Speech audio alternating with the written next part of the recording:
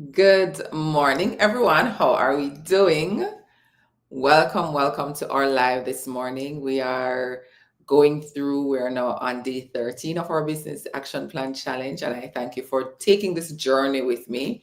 Let me know, drop 13 in the chat if you're here. Drop 13, just let me know that you're here. I am very happy about what we're going to be talking about today because one of the things that it allows for us to do is to tie the things that we've been doing over the past 13 days together. This week, we are focusing on identifying the goals that we're going to be focusing on, identifying the activities that we're going to be taking on to achieve the financial goals that we set last week.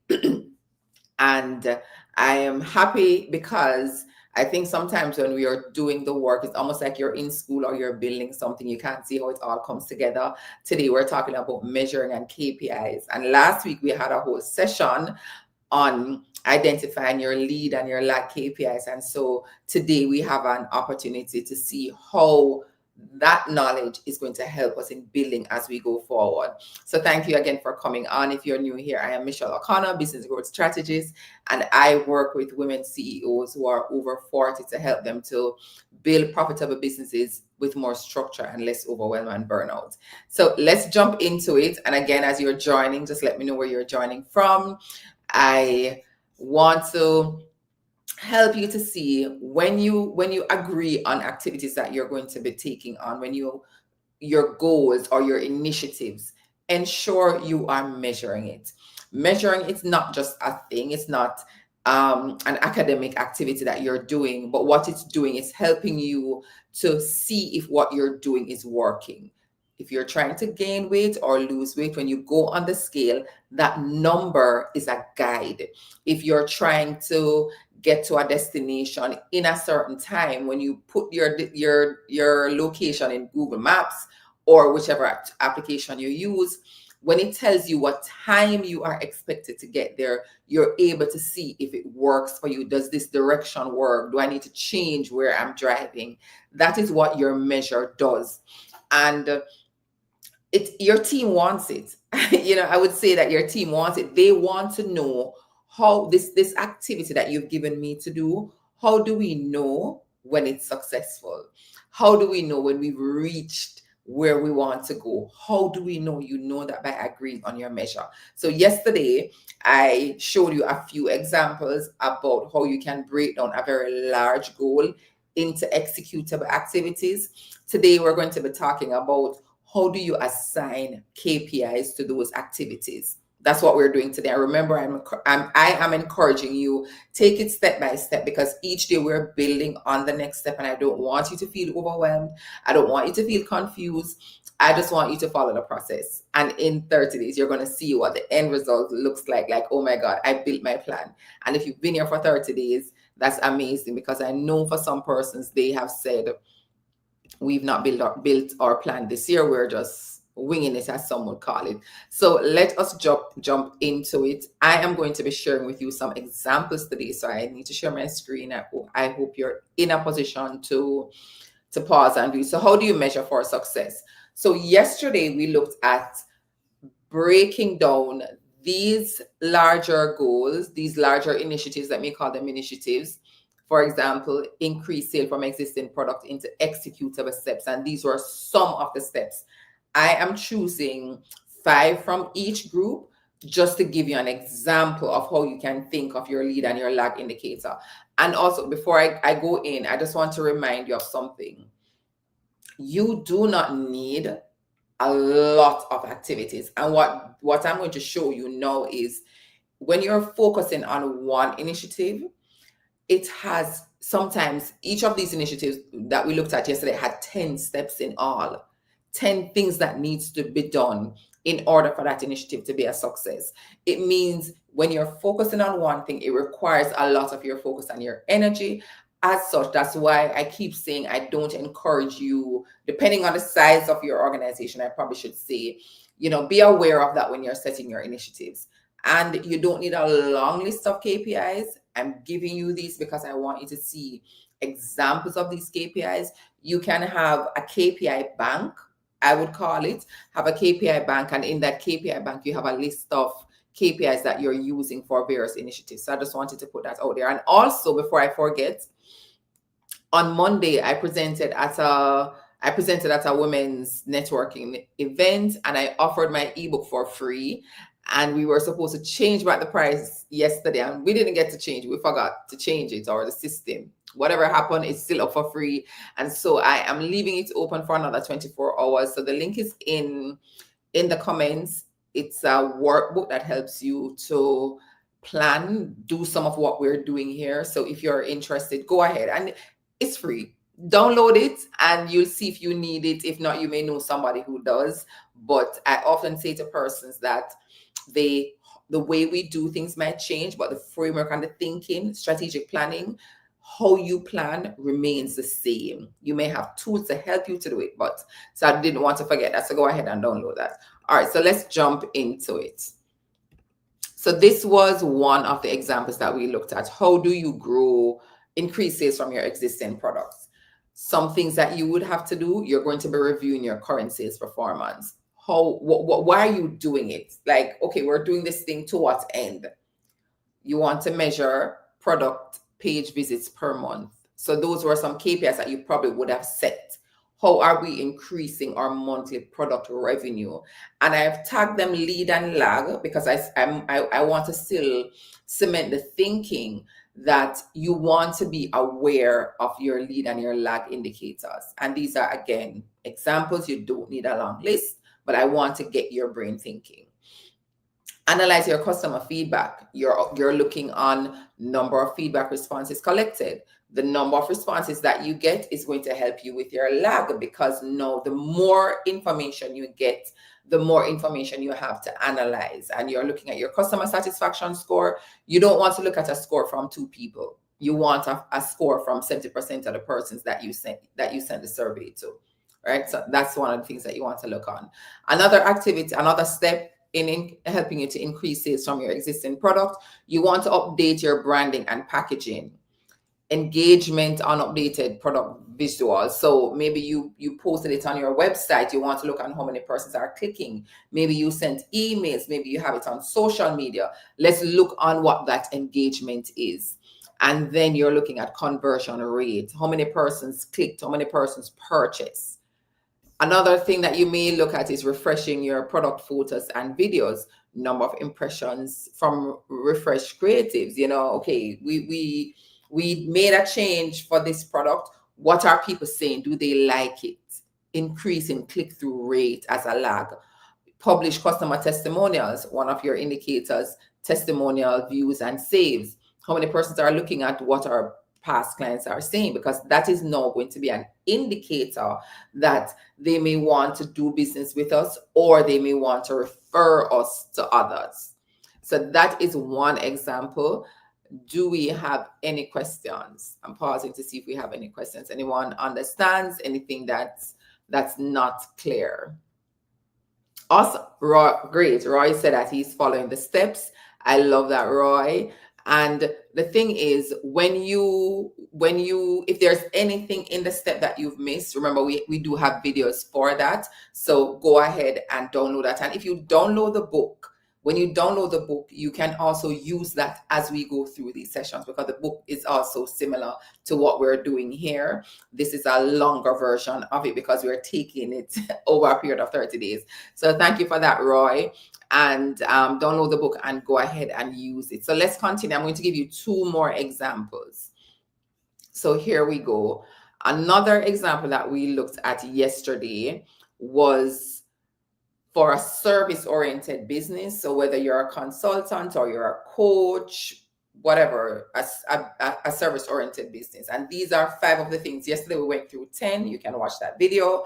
I'm going to go through 5 to show you how you can use this. So refine or define your target audience. You want to grow. Let's look back at the persons who we're targeting. Is there anything that we need to change? Landing page visit from our ideal persona or conversion rates of our ideal clients. Here on YouTube, it gives you it gives you some information about the persons who are watching your videos. It does that on YouTube, right? So you are able to see who is watching. So therefore, when we talk about your ideal persona, you can decide whether or not the persons who you want to view or the persons who you want to interact with you are interacting with your content. LinkedIn, the same thing. If you want to target organization that has X number of employees, when persons view your content on LinkedIn, LinkedIn gives you a report to show you the organization. LinkedIn also shows you the roles that persons hold. So if you want to target executives, you're able to look and see, okay, are the right persons interacting with my content?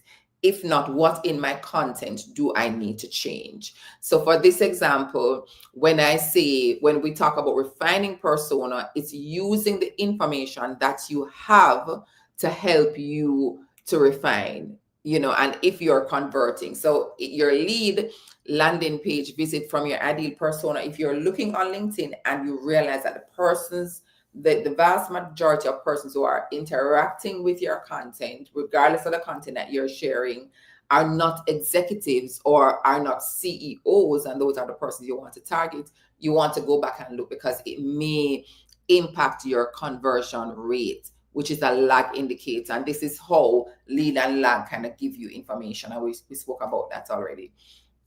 Another step, update your service description and messaging, click-through rate of your new copy. Okay, we looked at it, we realized that maybe there are some things that we need to change, some words that we need to adjust so we can attract our ideal clients. Let's now look and see how many persons have downloaded this. And from that, how many persons are booking calls. Create weekly educational content, 3 content pieces published weekly. That's a very clear KPI that you have.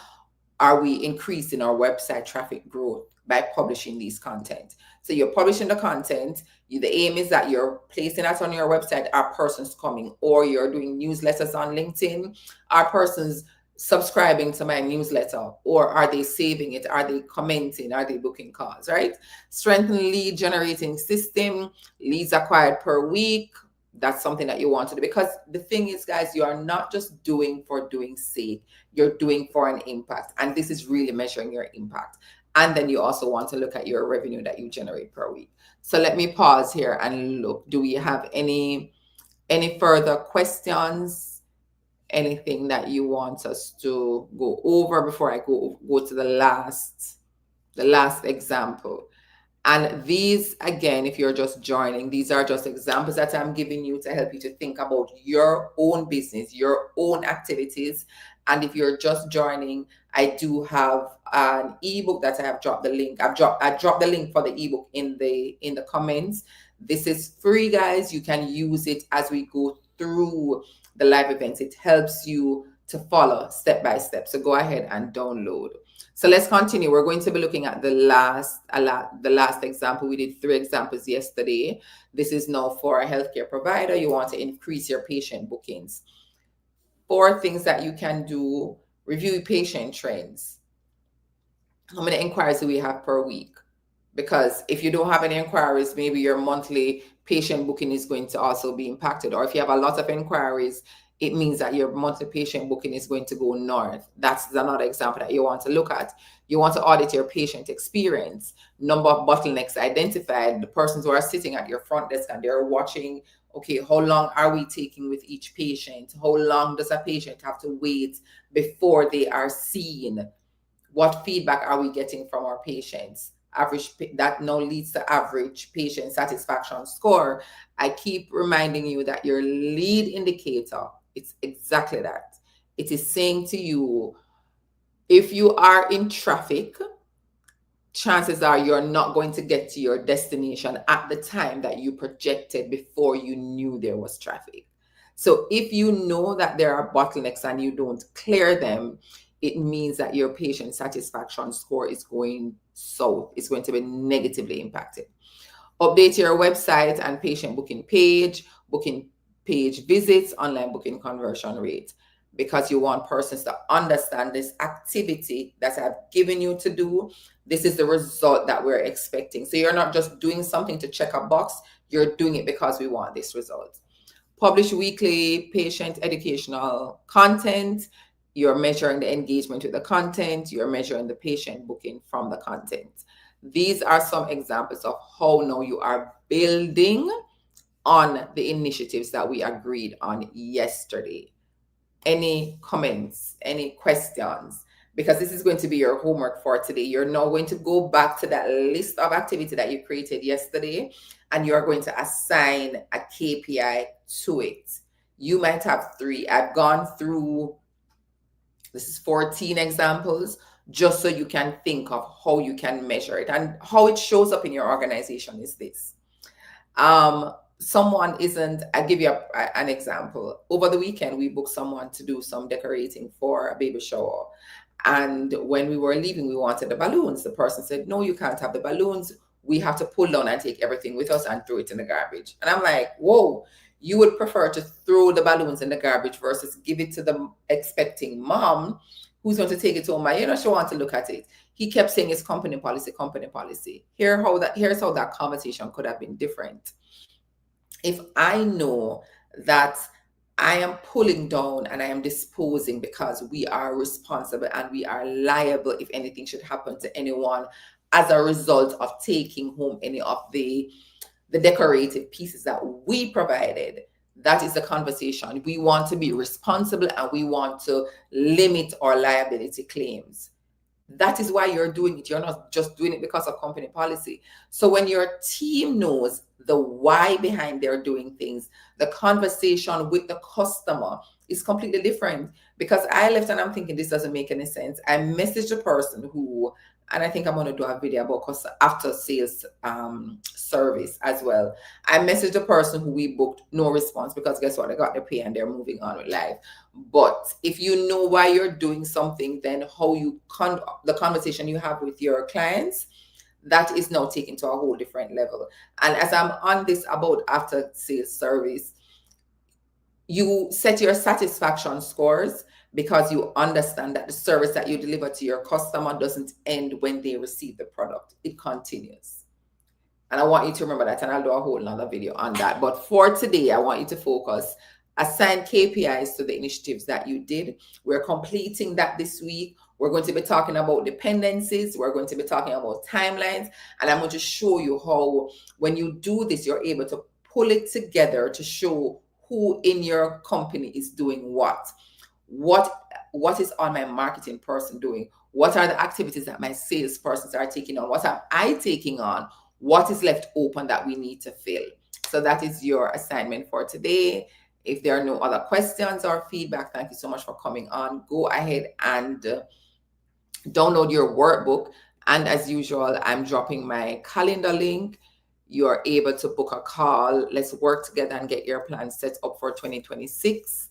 And also my email address if you would like to have, if you want to send an email, if you have any questions. Info and success. All right, those are all our details. I'm looking forward to connecting with you. Have yourself a wonderful, wonderful day.